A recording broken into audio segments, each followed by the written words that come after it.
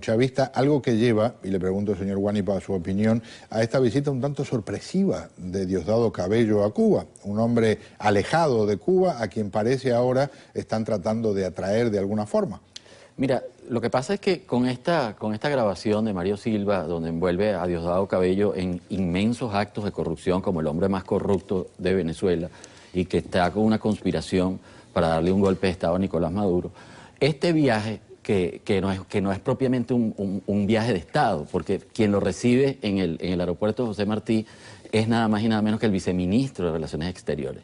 No hubo nadie del alto gobierno que recibiera a Diosdado Cabello, por lo menos su par, el presidente de la Asamblea, y no fue así.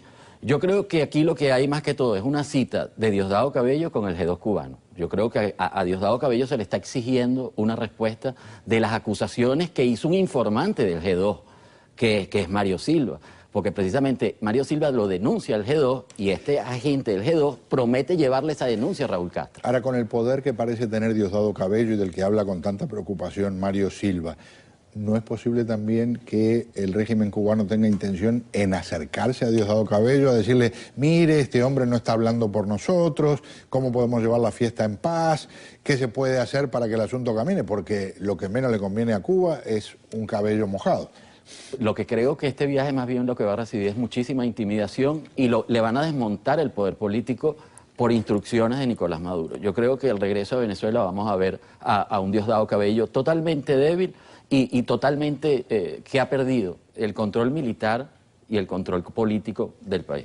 Veamos pasajes de algunos de los correos electrónicos que se revelaron, los vimos ayer en un trabajo de nuestro colega Antonio María Delgado en el Nuevo Herald.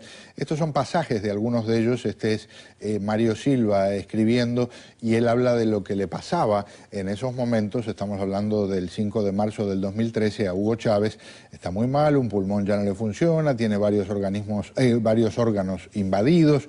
Y entonces habla también de una discusión muy fuerte entre su mamá y las hijas, la mamá está aferrada a él, las hijas están decidiendo por otro lado, da la sensación como en términos de que ya lo dejen ir de alguna forma porque lo de Chávez era irreversible.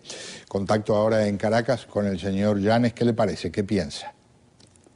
Esta divulgación de los correos electrónicos de la manera como ha sido mostrada al público, de la misma manera fraudulenta como Silva y su séquito se encargaron de mostrar correos y otro tipo de situaciones privadas de los venezolanos, pues lo que ha hecho, para decirlo en lenguaje coloquial, es darle una sopa de su propio chocolate a los que han perpetrado durante largos años este tipo de prácticas en Venezuela. Lo que ha ocurrido en el país es una demostración amplia, se ha desnudado claramente la forma en la que esta gente ha venido actuando a lo largo de los últimos 14 años. El que se divulguen los sentimientos o las emociones de uno u otro personaje realmente, bueno, lo que hace es mostrar, es dar a conocer una realidad personal de estos señores, lo que evidencia además más allá de sus emociones y de sus sentimientos, es cómo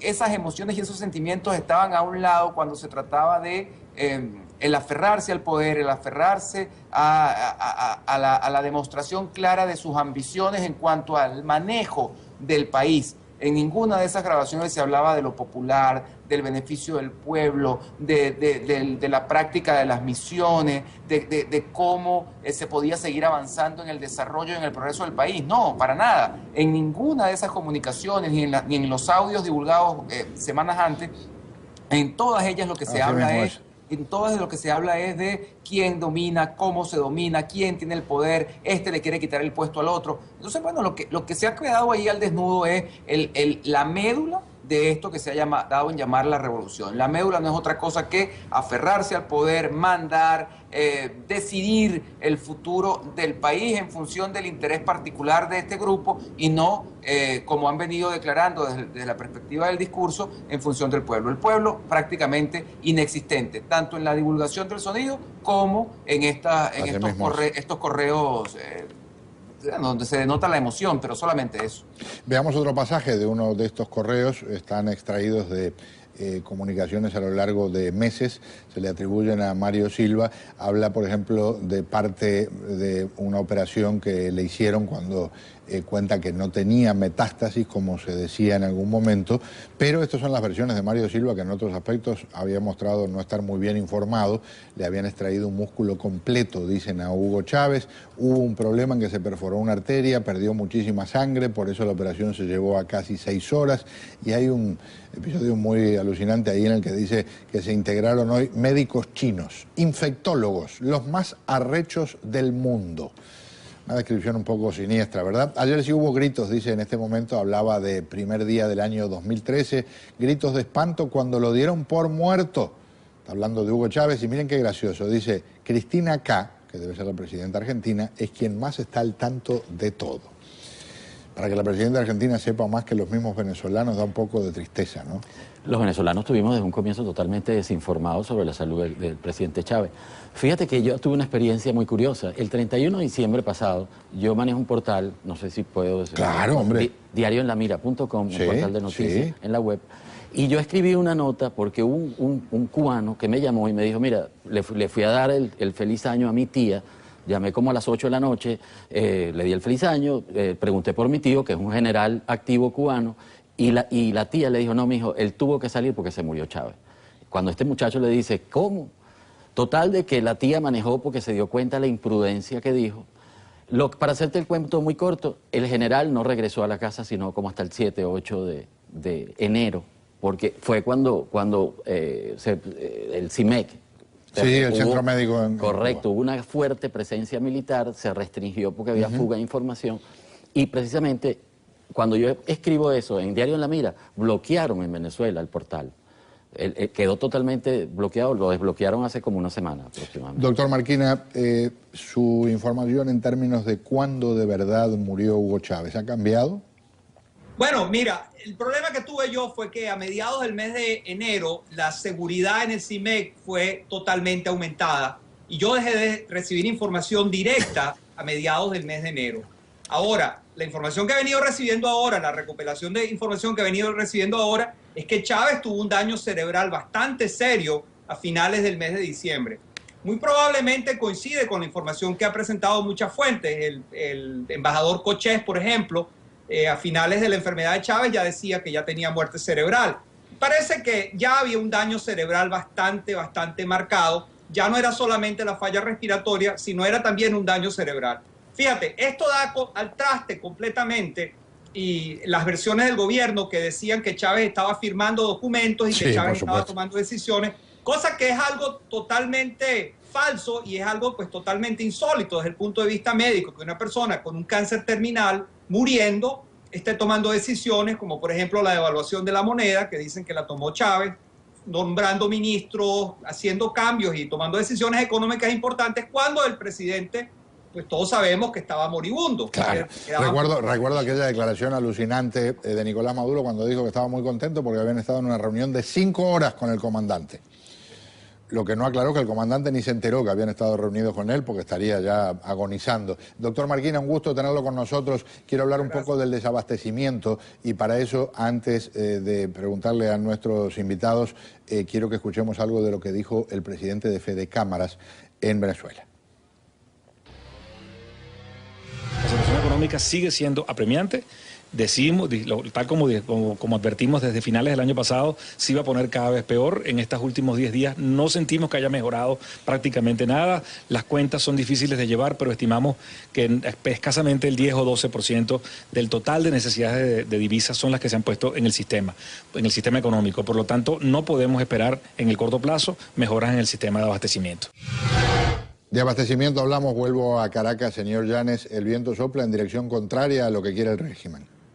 Sí, bueno, es lamentable porque el tema del abastecimiento en Venezuela, como en cualquier parte del mundo, se puede resolver de una sola manera y es produciendo más. Si se cierran las posibilidades de producción, si no hay incentivos para los productores, si toda la economía venezolana lamentablemente se sostiene en un tema de importaciones y esas importaciones se ven mermadas porque no existen las divisas necesarias para que esas importaciones se lleven a cabo, pues no queda otro remedio, no queda otra posibilidad ya no queda otra salida que encontrarse los anaqueles vacíos, y eso es lo que tiene Venezuela en este momento, anaqueles vacíos en buena medida, en múltiples rubros, algunos de ellos básicos, algunos de ellos muy simbólicos, como el tema del papel higiénico, como digo yo, ni siquiera tenemos para limpiarnos las miserias de un país que se siente con el derecho de vociferar que es un país rico porque posee petróleo, pero que ciertamente es de los más pobres del mundo en el entendido de que no puede satisfacer sus necesidades más básicas. Y todo el tema pues se tiene como médula ese punto, el punto de que aquí la producción ha sido atacada enormemente. Al principio de este problema del desabastecimiento, lo primero que hizo el gobierno nacional fue atacar a los productores, atacar al principal productor de alimentos del país, que es la empresa Polar, hasta que decidió sentarse con ellos y abrir un poco el compás y abrir un poco la posibilidad de que se siguiera produciendo. Y bueno, paulatinamente ha comenzado a producirse un poco en el sector alimento, y también pues el gobierno, estando contra las cuerdas, también se ha dado cuenta de que es necesario abrir un poco la entrega de dólares para comenzar a comprar nuevamente y medio llenar el tema de los anaqueles. Hoy ha dicho el ministro de Comercio, el señor Alejandro Fleming, que las empresas de papel higiénico, perdón, trabajan a plena capacidad. Pero bueno, hay que esperar el tiempo necesario para que esa producción cumpla con los niveles de abastecimiento necesarios, claro, y además baje la angustia de los consumidores. Señor Llanes, gracias por acompañarnos. Un gusto tenerlo con nosotros. A usted, señor Pedro. Muy, pero muy amable. Cierro con usted con lo que piensa de lo que está ocurriendo con el desabastecimiento. Parece que el régimen está entendiendo que tal vez le conviene más hablar que amenazar, pero ver para creer. No, siempre va a haber la amenaza por parte del régimen. Hay una estrategia. Acuérdate que estamos en un régimen totalmente comunista, con un pensamiento cheguevarista. Y el Che Guevara decía, no se puede hacer una revolución con libertad de expresión. Y eso es lo que está haciendo Nicolás Maduro.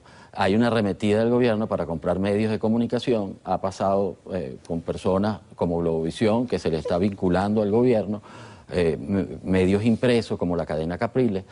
Hay diferentes medios, los más importantes, que le están metiendo mano al gobierno.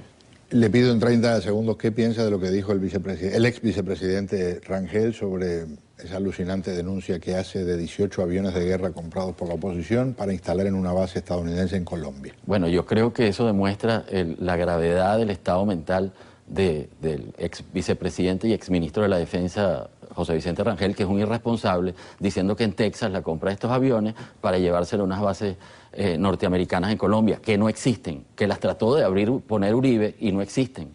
Entonces es una gran irresponsabilidad y no lo sabe sustentar. Gracias por acompañarnos. Gracias a ti, Pedro. Vamos a un paréntesis, al regresar nos vamos a...